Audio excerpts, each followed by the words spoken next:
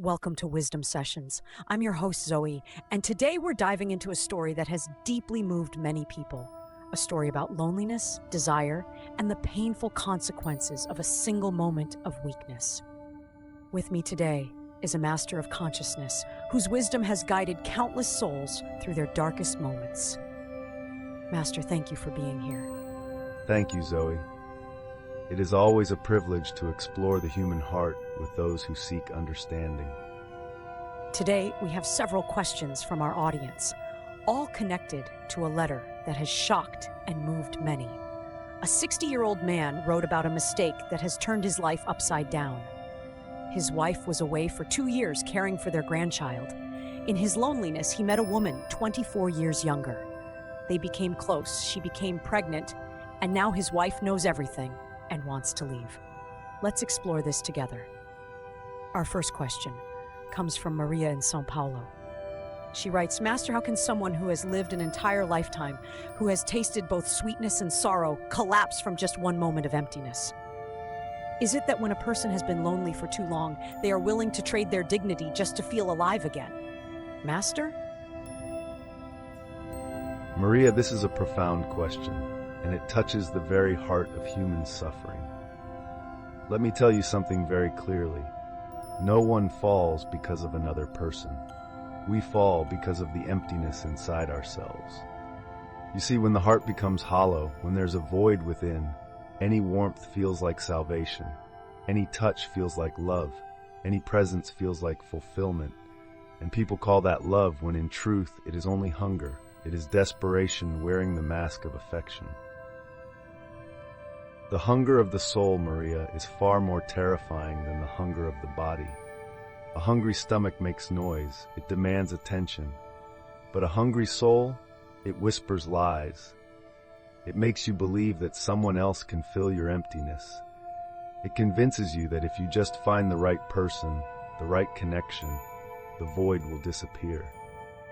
But here's what I have observed throughout my life.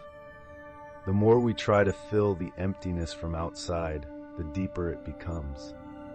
It's like pouring water into a bucket with no bottom. You can pour and pour, but nothing stays. That man you mentioned, he did not sin because he loved. He faltered because he forgot how to be alone. He never learned the art of being with himself. For 60 years, perhaps, he moved from one relationship to another, from one distraction to another, never sitting with his own silence, never befriending his own solitude. And this is one of the most important things to understand. True love arises only when a person is full within. When you are complete in yourself, when you have learned to your own being without fear, without restlessness, then love is no longer a search. It becomes a sharing. You don't need the other person to complete you. You come together because you have something beautiful to share, not because you have a hole to fill. But when we are empty, we cling, and every clinging breeds suffering. Every attachment born of emptiness becomes a chain. This is why people make terrible decisions in loneliness. They grab at anything that promises to ease the pain, not realizing they are creating more pain for tomorrow. That distinction is so powerful, Master. Love as sharing versus love as hunger. I think many people have experienced both without realizing the difference. Let's move to our second question. This one comes from David in Toronto. David asks, Master, after the truth came out, this man's wife returned. His children were furious, and the neighbors whispered. He wrote that he doesn't want to leave his wife, but he can't abandon the woman who is pregnant. He doesn't know what's right or wrong. He wants to make amends, but doesn't know where to begin. People often say that infidelity in youth is folly, but infidelity in old age is tragedy. How should this man face his tragedy without losing everything he has left? Master? David, listen carefully. Mistakes do not destroy a person. What destroys us is avoidance. What destroys us is running from what we have done, hiding from the truth, building walls of justification and excuses. This man doesn't need to run. He doesn't need to blame, not the loneliness, not the younger woman, not his wife for being away. He simply needs to stop. Stop running, stop explaining, stop defending, and look directly at the place where he fell. Look at the part of himself that was never understood, never illuminated, never brought into awareness. You see, regret is not suffering. Regret is the soul's cry to return to truth. It is consciousness knocking on the door, saying, "Wake up, look at what you have done," not to punish you, but to help you see clearly. If this man can truly bow his head, not out of fear of consequences, but out of genuine realization, every wound can become a doorway to healing. Every mistake can become a teacher. The pain he feels now, that pain is not his enemy. That pain is his friend, trying to wake him up from a sleep that has lasted 60 years. He must speak to his wife with sincerity, not with reasoning. This is crucial. The heart doesn't need justification. The heart doesn't want logic. The heart only needs truth. If he goes to her with explanations, "I was lonely, you were away, it just happened," these are all forms of escape. They are ways of not taking full responsibility. But if he can go to her and simply say, "I fell. I lost myself. I forgot what was precious. I am deeply sorry. Not sorry because I'm afraid of losing you, but sorry because I finally see what I had and what I endangered." If he can cry, not tears of self-pity, but tears of genuine awakening, then that is already the beginning of transformation. Here's the beautiful part, David. When someone truly awakens to their mistake, when they stop defending and start understanding, something shifts in the whole situation. The wife may or may not forgive him. That is her choice. But he will have done something far more important. He will have forgiven himself. Not by forgetting what happened, but by truly learning from it. Master, that's profound. The idea that regret can be a doorway rather than a prison. That awareness itself begins the healing. Our third question addresses something many people in his situation would ask. This comes from Jennifer in Melbourne. She asks, "Master, if this woman truly loves him and if the child is his, shouldn't he take full responsibility, even if it means losing his family? One man, one heart, two diverging paths. Which way leads to truth? Master?"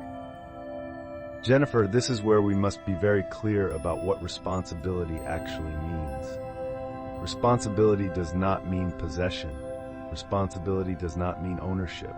If the child is his blood, yes, he should care for it as a father. Absolutely, without question. But he must not use that as a reason to destroy his home. He must not use the pregnancy as justification for what was essentially an act of unconsciousness. You see, this is a trap that many people fall into. They take something wrong and try to make it right by committing to it fully, as if intensity of commitment can erase the wrongness of the origin. True love does not need titles. True love does not need marriage certificates or living arrangements or social recognition. True love needs only kindness, care, and awareness. He can support this woman. He can ensure the child is cared for. He can be present as a father. All of this without using obligation to sanctify what was born of emptiness.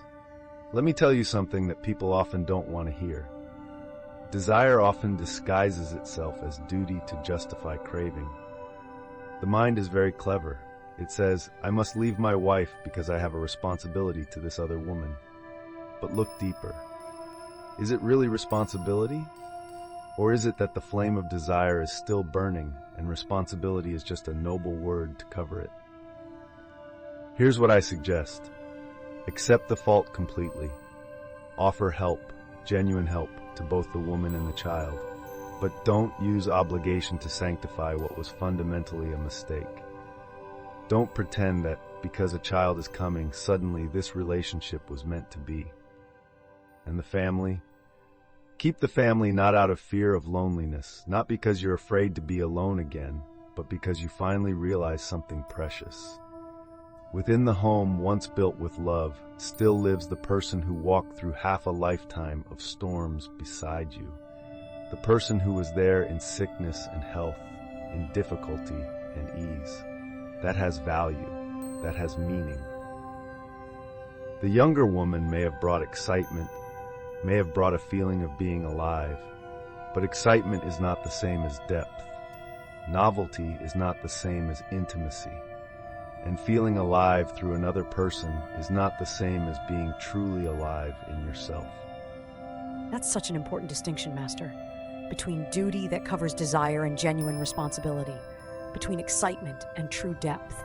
We have 2 more questions. The next one comes from Thomas in London. Thomas writes, Master, many people listening to this story might see themselves reflected in parts of it. For those who are struggling with loneliness, especially in long marriages or in later years of life, how can they prevent falling into the same trap? What is the practice? Master? Thomas, this is perhaps the most practical and important question, because understanding the mistake is one thing, preventing it is another. And for that, we need to understand the art of being alone. Loneliness and aloneness are completely different. Loneliness is a negative state. It is feeling empty, feeling that something is missing, feeling incomplete.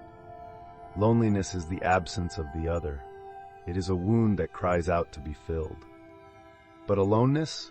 Aloneness is a positive state. It is presence, it is fullness, it is joy in your own being. When you are alone in this way, you are not missing anything. You are complete. The whole exists within you. So the practice is this. Learn to sit with yourself. Every day, take time to simply be, not doing, not thinking about the past or future, not solving problems, just sitting with your own existence. At first, it will be uncomfortable. The mind will create all kinds of disturbances. Thoughts will flood you. Restlessness will come. This is normal. But if you persist, something beautiful begins to happen. Slowly, the noise settles. The restlessness calms, and underneath all that chaos, you discover something you may have never known. You are enough. Just as you are complete. You don't need anything from outside to be whole. And here's what's fascinating. Once you discover this aloneness, this inner fullness, your relationships transform completely. You stop clinging, you stop demanding, you stop using people to fill your emptiness. Instead, you meet them as a celebration, not as a need. Your wife is no longer there to complete you. She is there because being together is beautiful, not because being apart is unbearable. For those in long marriages especially, this is crucial. After many years together, a certain routine develops. The initial passion fades. This is natural. But here's where people make the mistake. They think that because passion has faded, love has died. They start looking outside for that excitement, that feeling of being alive. But what they don't realize is that a deeper intimacy is possible. When 2 people have moved beyond the storm of passion and learned to simply be together in peace, in understanding, in silent companionship, that is a far greater treasure than any new excitement can bring. But you can only appreciate this treasure if you yourself have learned the art of being alone. Master, that transforms the whole understanding of marriage and aging together. That the deepening is more valuable than the excitement. Our final question today comes from Sarah in New York. Sarah asks, Master, for this man specifically, and for anyone who has made a serious mistake that has hurt those they love, what is the path forward? How does someone rebuild trust? How do they live with themselves? Is redemption possible? Master. Sarah, yes, redemption is always possible. Always. But redemption doesn't mean that everything goes back to how it was. It doesn't mean the consequences disappear. It means that you transform the mistake into wisdom, the fall into awakening. The path forward has 3 elements. First, complete honesty. No more hiding, no more secrets, no more excuses. This man must be transparent about everything. His wife has the right to know the full truth. The younger woman has the right to know his decision. Everyone involved deserves honesty, even when it's painful to give. Second, patience. Trust is not rebuilt in a day or a week or even a year. It is rebuilt slowly, through consistent action, through showing up, through being reliable, even when it's difficult. His wife may be angry for a long time. His children may be disappointed. He must accept this. Healing takes time. You cannot rush it. Third, and most important, inner work. This is what most people miss. They focus only on external repair, apologizing, making promises, trying to fix things outside. But if the inner emptiness remains, if he hasn't understood why he fell, he will fall again.